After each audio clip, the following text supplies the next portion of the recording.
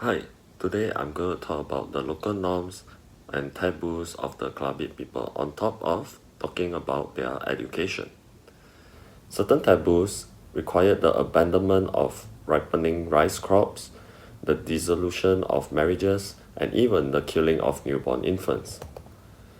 For the education part of the Klabit people, the first school in the Highlands was opened in 1946 by Tom Harrison, a former British soldier who lived with the Klabit for 2 years after the Second World War.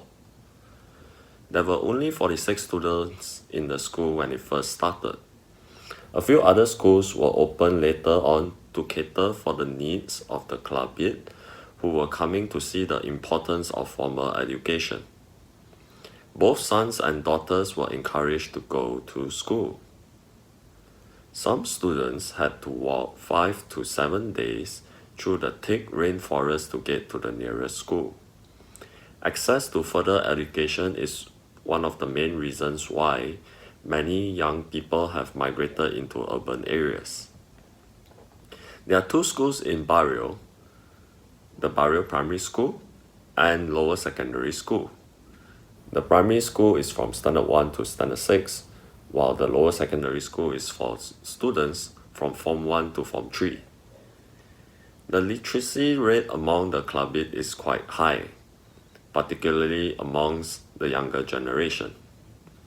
Many of them have at least obtained a Sijil Pelajaran Malaysia Cert or SPM. Of 5,000 Klabit people, about 150 have obtained university degrees locally and from abroad. Many others have attended professional courses and are working with governmental and private sectors across the country. In other words, the Klabit, considering the difficult terrain of the highlands and having to leave home as soon as they go to school, they have been very successful in their quest for formal education.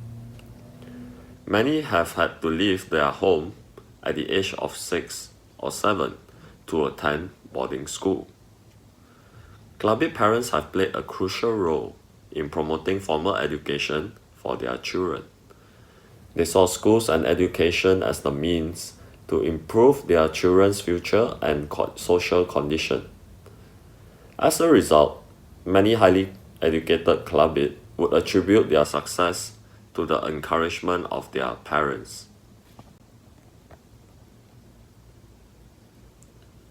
For the local norms, about 30 years ago, a midwife or an experienced older woman normally delivered an infant. A child then was required to go through different stages of ceremonies or rites at the Irau Ngelwa Anak. It was held primarily to initiate and bless a child, and to publicly affirm the parenthood and grandparenthood of the child's parents and grandparents. One of the most important elements of the occasion was the burak or rice wine, which was served lavishly throughout the feast. The burak was prepared well in advance and in abundance, and it was kept in belanai or jars. This era involved 5 different rites or ceremonies, namely the Ngelwa Anak, or the initiation of the child, Ngutek, or skull spearing ceremony, Ngepa or Nganok Anak, which is the dressing up of the child rite, Nuwat Anak, or blessing the child rite, and Nui Ulung, or rising of the pole ceremony. The Nuwat Anak, or invocation of blessing ceremony, was performed on the first night of the feast. It was the act of invoking and pronouncing blessing on the child involved. 2 men or women, depending on whether the child was a boy or a girl, performed the rite. They were preferably people who have been successful in their endeavors. The child was usually seated on the lap of one of them. Meanwhile, the other facing the child placed some items into the hands of the child who would pronounce the blessings. These items were small sharpening knives, a carving knife, an uvat, and a darian leaf for a boy, while a tiny hoe, a wooded ladle, and an uvat for a girl. The other ceremony was the Ngapa Anak, which is also known as the Ngano Anak ceremony. It means to dress someone up. While the rite was performed outside the longhouse for the boys, it was performed within the longhouse for the girls.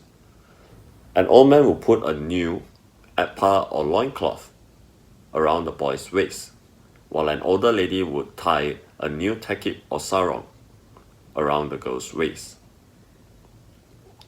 The ngutek or head-spearing rite was conducted if the child was a boy. The boy was asked to spear a skull placed or submerged in the river. The spear was placed in the boy's hand and was guided to spear the skull, accompanied by a war cry or naked by the older man who conducted the rite. The primary purpose for the rite was to encourage the boy to be a good hunter. Meanwhile, the Nui Ulong or raising of the pole ceremony was performed. The ceremony symbolized the raising of the child and his status in later life. It also marked the prestige status of the family. The ceremony involved the erecting either of a tree or the longest bamboo obtainable, or both. However, it was the well-to-do or upper-class family who could afford to erect the former. For others, the bamboo pole was acceptable. The ulong or pole was decorated with a small gong, young ilat or palm leaves, and kalulong or wood shavings. The Ngelwa Anak or blood smearing rite was performed almost towards the end of the feast. The rite involved the slaughtering of one pig or a few pigs to examine its livers and gallbladders. This was done to discover the fate and fortune of the child concerned. The pigs were tied up and hung on poles and were slaughtered by slashing its head and beheaded with a single stroke of the cleaver.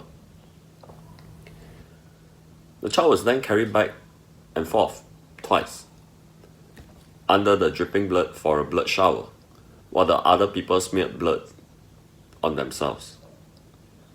One of the reasons for this rite was to ask for protection and long life for the child and the family. As a teenager, a child is trained by her or his parents, grandparents, aunts, and uncles to do chores.